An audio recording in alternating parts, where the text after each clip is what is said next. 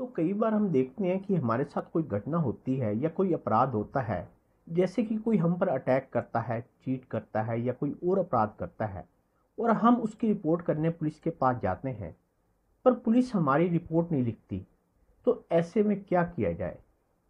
दोस्तों, इस संबंध में पुराने कानून में जबकि सीआरपीसी लागू थी तो एक प्रोविजन था कि जब किसी अपराध के घटित होने पर पुलिस कोई एक्शन नहीं लेती थी तो पीड़ित व्यक्ति अपराधी के अगेंस्ट कोर्ट में एक एप्लीकेशन लगा सकता था। यह एप्लीकेशन धारा 156 सब सेक्शन 3 सीआरपीसी के तहत लगती थी, जिसमें कि कोर्ट संबंधित थाने को यह आदेश देती थी कि इस मैटर में एफआईआर रजिस्टर्ड की जाए और इन्वेस्टिगेट किया जाए और अपराधी के अगेंस्ट एक्शन लिया जाए। परंतु यह तो आप सब जानते होंगे कि 1 जुलाई 2024 से अब नया कानून लागू हो चुका है और सीआरपीसी की जगह भारतीय नागरिक सुरक्षा संहिता ने ले ली है। आज की इस वीडियो में मैं आपको इस संबंध में एक बहुत ही महत्वपूर्ण अपडेट देने वाला हूं। पहला अपडेट तो यह है कि सीआरपीसी की धारा 156(3) अब भारतीय नागरिक सुरक्षा संहिता में कौन सी धारा बन गई है।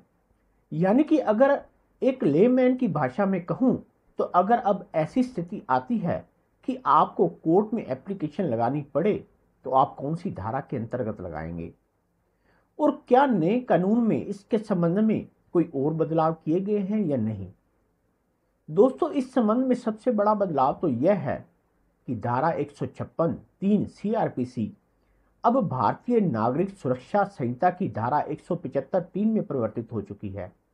यानी कि जो एप्लीकेशन पहले 156(3) सीआरपीसी के अंतर्गत लगती थी वो अब भारतीय नागरिक सुरक्षा संहिता की धारा 175(3) के तहत फाइल होगी। इसके अलावा भी और कई महत्वपूर्ण बदलाव इस धारा के संदर्भ में हुए हैं, जिनके बारे में मैं आपको इस वीडियो में बताने वाला हूं।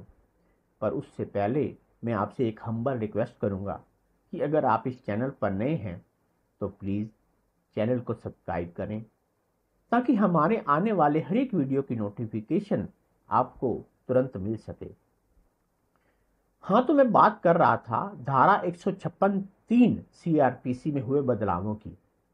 इसमें दूसरा सबसे बड़ा बदलाव यह हुआ है कि पहले 156(3) सीआरपीसी में यह आवश्यक नहीं था कि आप उस एप्लीकेशन को शपथ पत्र पर ही लगाएं, परंतु अब बीएनएसएस की धारा 175(3) में यह आवश्यक कर दिया गया है कि वह एप्लीकेशन शपथ पत्र पर ही लगाई जाएगी। इस संबंध में दूसरा बड़ा बदलाव यह है कि पहले किसी घटना के घटित होने पर जब हम कोई एप्लीकेशन थाने में लगाते थे तो अगर पुलिस तुरंत कोई एक्शन नहीं लेती थी तो हम इसकी शिकायत उच्च अधिकारियों को तुरंत कर सकते थे, जैसे कि superintendent of police, inspector general of police वगैरह वगैरह। परंतु अब नया कानून लागू होने के बाद इसमें कुछ बदलाव किए गए हैं। जैसे कि अगर किसी व्यक्ति के साथ कोई अपराध घटित होता है तो वह इसकी लिखित शिकायत संबंधित थाने में देगा और उस लिखित शिकायत की एक कॉपी अपने पास रखेगा। इसके बाद संबंधित थाने का इन्वेस्टिगेशन अधिकारी उस संबंध में जांच करेगा, जिसके लिए कि उसको 14 दिन का समय मिलेगा। पहले ऐसा नहीं था। पहले जिस दिन शिकायतकर्ता अपनी शिकायत दर्ज करता था उस संबंध में प्रथम सूचना रिपोर्ट साथ ही साथ दर्ज करनी पड़ती थी, परंतु अब ऐसा नहीं होगा। अब जिस दिन अपराध होने की सूचना थाने में दी जाएगी उसके बाद शिकायतकर्ता को 14 दिन का इंतजार करना पड़ेगा और अगर उस दौरान भी उसके प्रार्थना पत्र पर कोई कार्रवाई नहीं होती है तो वह इस संबंध में उच्च अधिकारियों को लिखित शिकायत कर सकता है।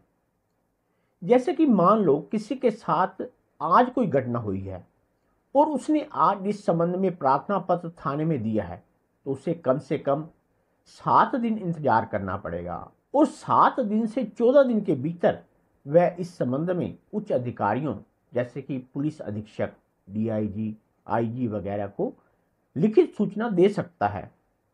परंतु यहाँ पर एक बात ध्यान अवश्य रखें कि जो प्रार्थना पत्र आपने थाने में दिया है या जो शिकायत आपने उच्च अधिकारियों को भेजी है उन दोनों की नकल आप अपने पास संभाल कर रखें। क्योंकि अगर कोई एक्शन नहीं लिया जाता है तो इन दोनों प्रार्थना पत्रों की कॉपी जब आप कोर्ट में 175(3) की एप्लीकेशन लगाएंगे उसके साथ लगानी पड़ेगी। उच्च अधिकारियों के पास प्रार्थना पत्र भेजने के बाद भी यदि पुलिस द्वारा एफआईआर दर्ज नहीं की जाती है तो आप कोर्ट में 175(3) की एप्लीकेशन लगा सकते हैं कि आपने इस तारीख को पुलिस को दरखास्त दी थी और 14 दिन इंतजार करने के बाद ही आप वह 175 की एप्लीकेशन कोर्ट में लगा रहे हैं, क्योंकि पुलिस ने कोई कार्रवाई नहीं की है।